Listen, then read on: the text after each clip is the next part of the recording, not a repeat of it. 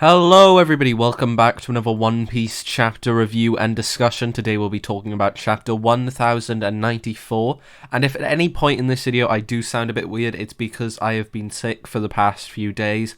I hope it doesn't sound too bad, but in case my nose keeps sniffling, that is why. But with that all said and done, let's actually jump into the chapter, or should I say the colour spread before the chapter, which is absolutely beautiful. Like, I don't know how Oda did this, because Zoro genuinely looks stunning whilst surrounded by all of these characters from his past, but I'm not going to talk about that for too long, because we do actually need to get into the chapter itself. I'm just saying that this colour spread is actually incredible. It is so good, and I don't know who let Oda just sit down and go, you know what, I'm just going to draw one of the best colour spreads in all of existence. But hey, they let him do it, and it was definitely worth it.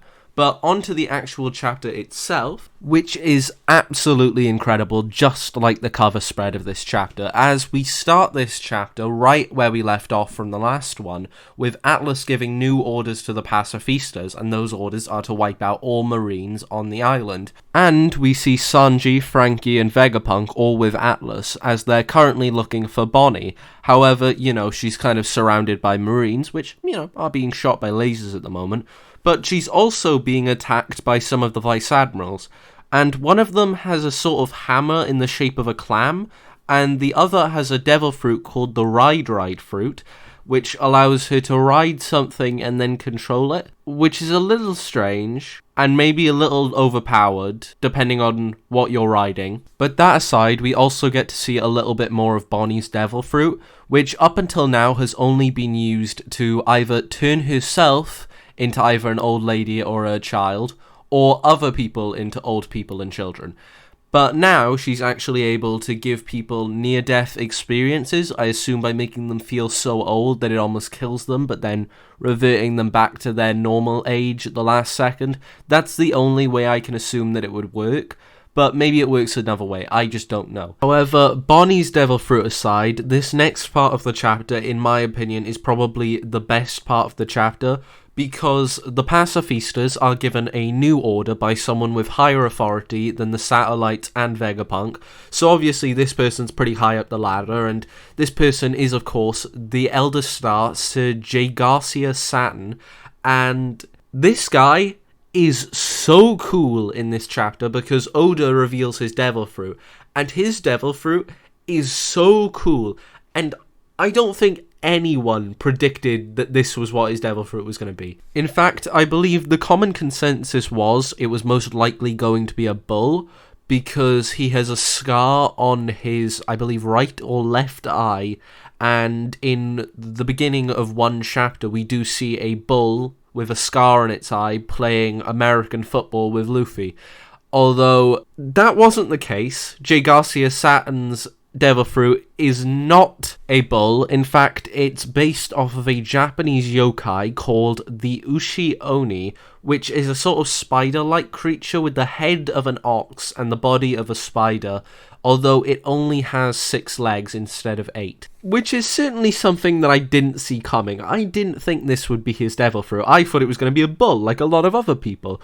But Oda, as usual, subverts everyone's expectations and does something completely out of this world, and I think that is one of the best things about him as a writer. He is so creative with his work, and that's not just me being a little Oda simp. I genuinely believe this. He always manages to find such a creative spin on all of these devil fruits, even with some of the more simpler ones like Mr. 5 all the way back in Alabasta days.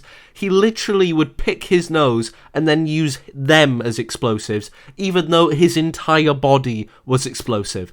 He always found different ways to use these devil fruits, and I think that is so impressive. But back to the actual chapter itself, where we see Kizaru and Luffy still fighting, and Luffy uses an attack called Star Gun, which at first I didn't really understand. I thought it was a kick. I realised then that it was a punch, and that Luffy had punched Kizaru in the head, and Kizaru's head had melded around Luffy's fist. I don't even know if that makes sense in words, which is of course why I'm showing the image on screen, because I just don't think you can explain that. It is so ridiculous.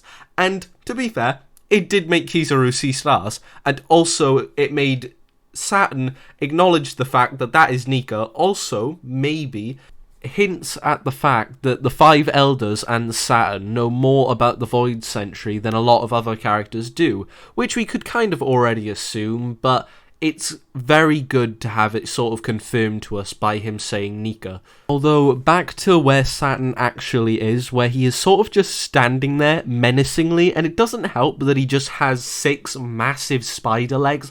Like, these things are intimidating. This guy is huge, and he's got that little smoke thing going around him that Luffy has when he goes Gear 5.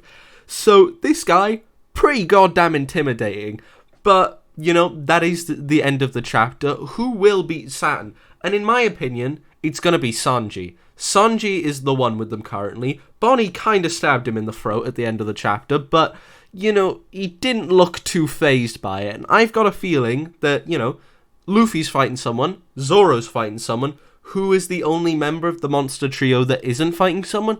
Sanji. Although, you know, Sanji doesn't get into as many fights as those two. But I think it would make sense if Sanji fought him, because at the moment we do not know how powerful Saturn is. And I really don't think that Saturn should be on the same level as an Admiral. I doubt he will be. He could be, but I just think it's unlikely, because if he was, I reckon they'd be doing a lot more things on their own. Although maybe they want to keep secrecy, I don't know. I just don't think they're Admiral level, maybe a little lower. Maybe not Vice Admiral level, but like not Admiral level either. I think they're just in between there. And quickly before I finish, I do want to touch on something that happened earlier on in the chapter. So what happened is Saturn appeared out of a sort of summoning circle, sort of like a pentagram, and I saw some people relating it to the same pentagram that Brook fell into when he was hit by Kuma. Although after taking a look at both of them, they're barely similar in the slightest. And also, the pentagram that Brook fell into, I'm not even sure if it was in the manga, because all of the things that happened during 3D2Y, all of the things that happened to the Straw Hats during the time skip, were told via cover chapters. So I don't actually know if the pentagram appeared in the manga, because the only image I could find of it was in the anime, so it's really up to debate. It's fine if you think that, but I personally don't think the theory holds much ground. However, that is the end of the video. I hope you have enjoyed. If you have, remember, make sure to smash that like button, leave a comment down below, and subscribe, because we are heading for 500 subs before the end of the year, and if you can help us get there, that would be much, much appreciated. But with that all said and done, let's actually call it a day. Goodbye, everyone, and I'll see you next time.